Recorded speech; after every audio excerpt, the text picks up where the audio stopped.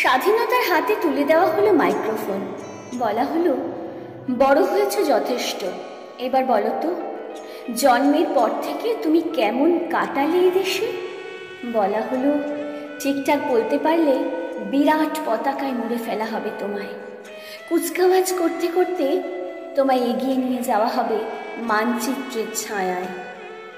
স্বাধীনতা মাইক্রোফোন হাতে খানিক চুপ করে রইল, তারপর বলল, আমার মৃত্যুর পরে আবার যদি ফিরে আসে শৃঙ্খলিত মনুষ্যত্ব, তবে আমার মৃত্যু ভালো। মুহূর্তে স্তব্ধ চারিদিক। এ কি বলল স্বাধীনতা? তাকে এমন সম্মান জানিয়ে মঞ্চে তোলা হলো, অথচ সে খুলে বলে দিল তার দগদগে ঘা। সমবেত অনুষ্ঠানের আয়োজকগণ স্থির করলেন ওর শাস্তি চাই। অন্ধকার গুহায় স্বাধীনতার বুকের উপর চেপে বসল একজন, অন্যজন পা হাত টিপে ধরল, ছুরি দিয়ে ফালা ফালা করতে লাগলো আর একজন। ছুটতে ছুটতে কতগুলো আলো এগিয়ে আসতে লাগলো, কান্না আর উৎকণ্ঠার আওয়াজ এগিয়ে আসতে লাগলো আরো কাছে। তাড়াতাড়ি চলো, স্বাধীনতা নইলে মরে যাবে।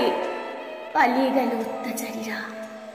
আলোগুলো এসে জড়িয়ে ধরল স্বাধীনতা, ফালা ফালা শরীরটাকে তুলে ধরল আকাশের দিকে, বলল, বন্দে মাতরম। বলল, এখনো প্রাণ আছে, স্বাধীনতার প্রাণ আছে। স্বাধীনতার রক্তাক্ত শরীরটা পতাকায় উঠতে লাগলো। মাইকে বাজলো গান, দেশপ্রেমের গান। কেউ তার ক্ষত দেখতে পেল না, কেবল মানচিত্রে আঁকা বইয়ের গণতন্ত্রের অধ্যায় কাল শিটে বেড়ে চলল সবার অগোচরে। বাতাসের কানে কানে স্বাধীনতা তার পতাকার পোশাক থেকে মুখ বাড়িয়ে বলল, আমার মৃত্যুর পর যদি এই কর্কট সারে, তবে আমার মৃত্যু ভালো, তবে আমার মৃত্যু ভালো।